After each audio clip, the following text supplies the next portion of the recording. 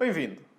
Vou-te falar e mostrar o exame semiológico do ouvido, uma parte do exame objetivo otorrinolaringológico, que compreende o exame do ouvido, cavidade oral e pescoço, da face e da nasofaringe e, finalmente, da laringe.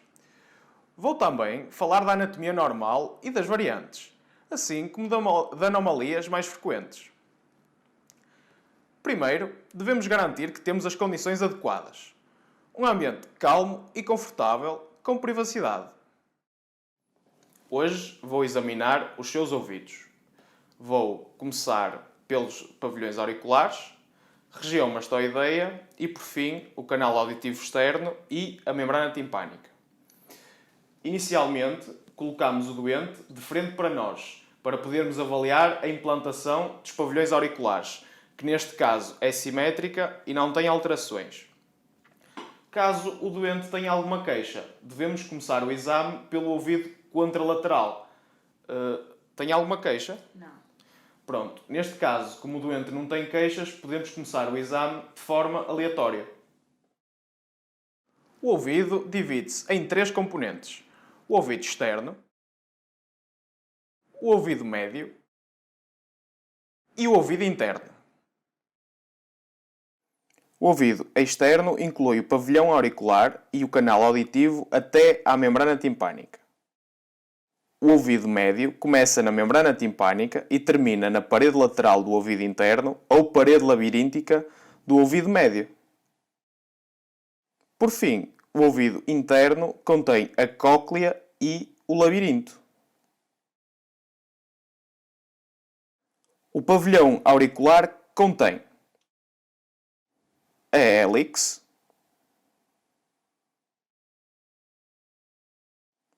a antihélix, concha auricular, tragos, antitragos e lóbulo.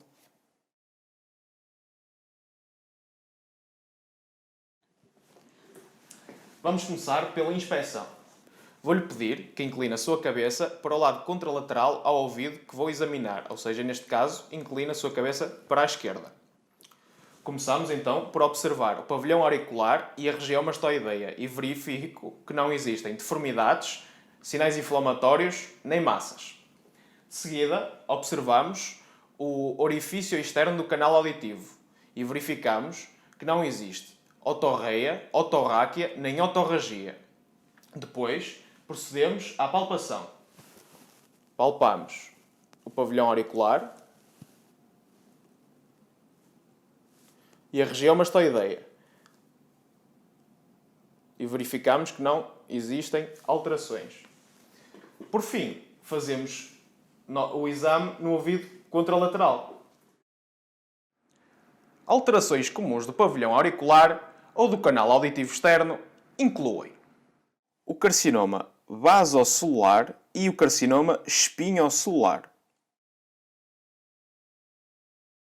Orelha proeminente ou orelha em abano, na qual a prega da antihélix está ausente e a concha está normalmente aumentada. Um hematoma auricular que, se não for tratado, leva à chamada orelha em couve-flor. O canal auditivo é formado por uma porção cartilaginosa lateralmente e, medialmente, por uma porção óssea. A pele da porção cartilaginosa tem a mesma cor e espessura que a pele do pavilhão auricular e tem presentes glândulas que produzem cerúmen.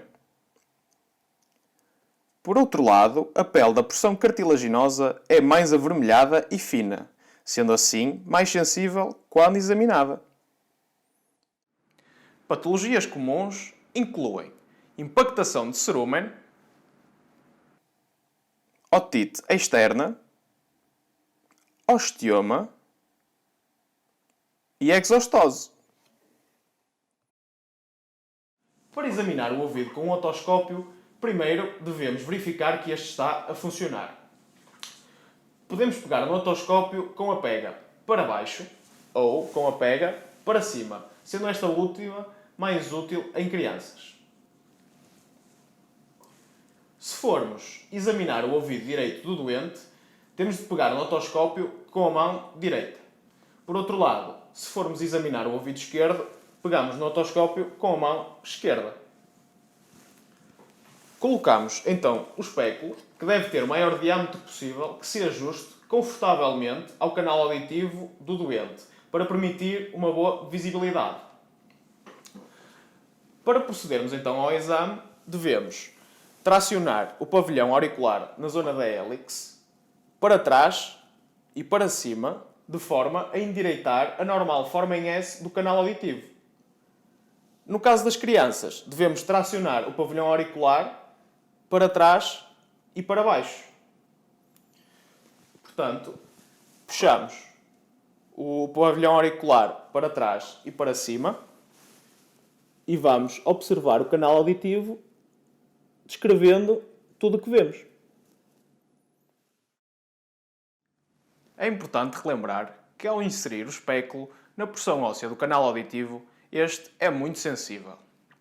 Deve remover-se qualquer aglomerado de cerúmen para permitir uma melhor visualização da membrana timpânica, que pode ser prateada ou acinzentada e transparente ou opaca. A porção mais proeminente da membrana timpânica corresponde ao processo anterior do martelo, que se localiza anteriormente.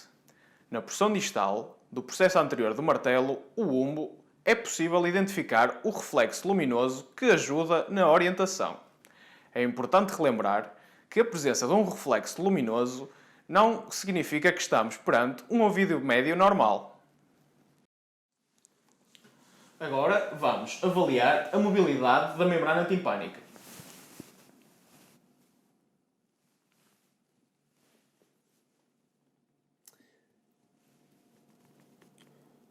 Vou pedir ao doente que coloque a sua mão no nariz e na boca e que a expire quando eu disser. Pode ser agora. E observo o abalamento da membrana timpânica. Isto corresponde à manobra de Valsalva. Agora peço ao doente na mesma posição que engula. Outra vez. E observo a depressão da membrana. Isto corresponde à manobra de Toynbee.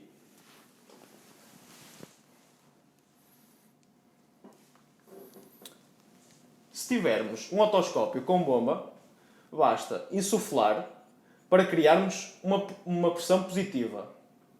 E depois soltar o ar, criamos uma pressão negativa e podemos assim avaliar a mobilidade da membrana. Este exame deve ser realizado e registado em todos os doentes pediátricos e, quando possível, também deve ser realizado nos adultos. Nos doentes pediátricos, a membrana do tímpano pode aparentar ser normal, mas a ausência de mobilidade sugere a presença de uma efusão no ouvido. Por vezes, em torno da membrana timpânica, pode ser vista uma estrutura branca designada ânalo cartilaginoso. A membrana timpânica pode dividir-se em duas porções. A par extensa, que constitui 90% da membrana timpânica, e a pars flácida. A pars flácida assenta na proeminência óssea do processo lateral do martelo. Por vezes, esta pode encontrar-se retraída, sendo o local de apresentação mais frequente do colesteatoma. Na otite média aguda, a membrana timpânica apresenta-se eritematosa e hipermeada, podendo também apresentar abalamento. Quando a membrana timpânica é translúcida, por vezes podem ser vistas algumas estruturas do ouvido médio, como parte da bigorna postero-superiormente, assim como a corda timpânica, atravessando postero-anteriormente. Postero-inferiormente, pode visualizar-se a sombra da janela oval. Antero-inferiormente, pode ver-se a sombra da abertura da tuba auditiva. Uma anomalia comum encontrada no ouvido médio, especialmente em idade pediátrica, é a efusão, que pode variar na cor, desde amarela, cinzenta, transparente ou azul. Por vezes, podem estar presentes bolhas ou um nível de líquido. A membrana timpânica pode apresentar cicatrizes, isto é, timpanosclerose, ou pode apresentar-se perfurada. Uma vez que o ouvido interno não pode ser visualizado, uma história clínica completa e cuidada é muito importante para esclarecer a perda da audição neurosensorial, assim como a presença de vertigem. O exame com diapasão pode ser executado, mas é de valor limitado. No teste de Weber, o diapasão é colocado a vibrar na fronte do doente e este deve dizer se o som lateraliza para algum dos lados. Normalmente, numa perda neurosensorial da audição, o som lateraliza para o ouvido com menor perda e, numa alteração na condução, o som lateraliza para o ouvido afetado. Outro teste que pode ser feito é o teste de Rinne, no qual se compara a condução aérea com a condução óssea.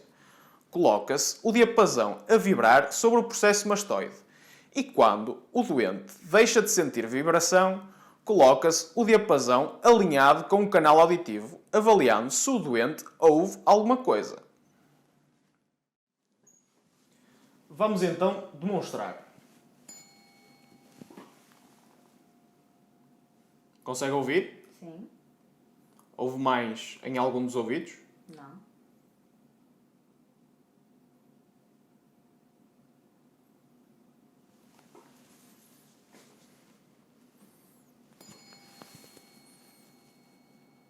Quando deixar de ouvir, diga.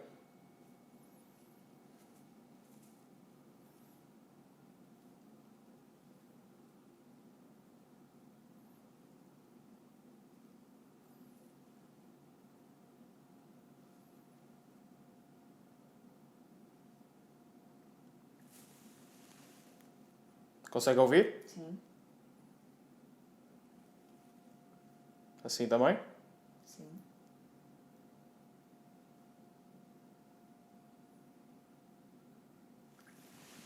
E depois comparamos com um ouvido contralateral. É importante, ao colocar o diapasão em frente ao canal auditivo, que este esteja perpendicularmente ou paralelamente ao canal. Uma resposta considerada normal, isto é, um Rinne positivo, será a condução aérea superior à condução óssea, ou seja, quando a pessoa deixa de sentir a vibração sobre o processo mastoide, ainda deve conseguir ouvir o diapasão mais alguns segundos, quando este é alinhado com o canal auditivo. Em perdas auditivas de condução, verifica-se a inversão desta característica, isto é, a condução óssea torna-se superior à condução aérea. Por outro lado, na surdez neurosensorial, esta razão mantém-se, sendo o Rinne normal. Resumindo, devemos sempre complementar com o teste de Weber, tirando-se ilações após a realização de ambos e evitando, assim, erros diagnósticos.